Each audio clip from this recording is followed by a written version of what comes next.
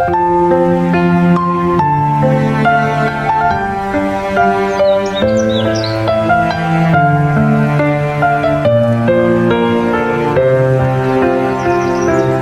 វាលាលងកងភ្នំជួរវែងយើងឈរក្បែរកាយមិនអោយឯកាខ្យល់បងត្រជាងធ្លាក់មកកងកាយាភ្នែកបងសម្លឹងផ្កាយភ្នែកអូនសម្លឹងបងពន្លឺព្រះអាទិត្យពណ៌មាសរៀបលិចពន្លឺព្រះអាទិត្យពណ៌មាសរៀបលិចបេះដូងរំភើបភ្លេចអស់ទុកសោកផុសផុសក្តាប់ដៃអូនជុំមិនអោយរបត់ឡើយបងទេសភាពស្រស់បំប្រងព្រោះមានអូនក្បែរសន្យាថានឹងថែស្នេហ៍មួយនេះឲ្យគង់ទោះបីជាភ្នំរលាយបាត់ទៅក្តីទោះមេឃប្រែពណ៌មិនប្រែចិត្តភក្តីដល់ថ្ងៃជីវិតស្អីថ្លៃអើយនៅតែស្នេហ៍ផ្លាយនៅតែស្នេហ៍ស្មោះតែអូនអ្នក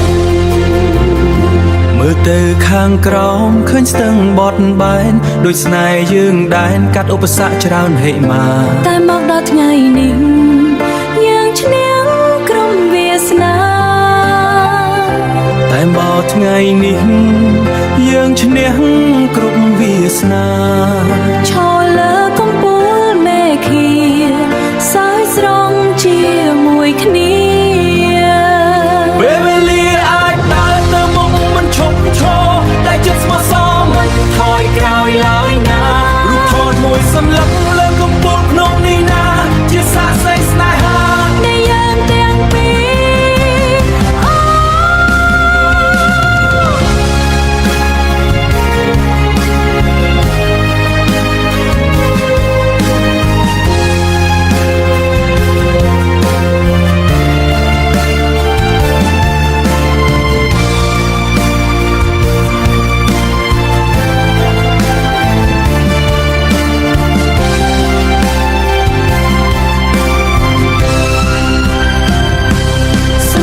ថានឹងថែស្នេហ៍មួយនេះឲ្យគង់ទោះបីជាភ្នំរលាយបាត់ទៅក្តីទោះមេឃប្រែពណ៌មិនប្រែចិត្តភក្តី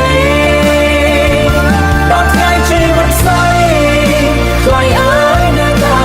ស្នេហ៍សន្យាក្រោមមេឃ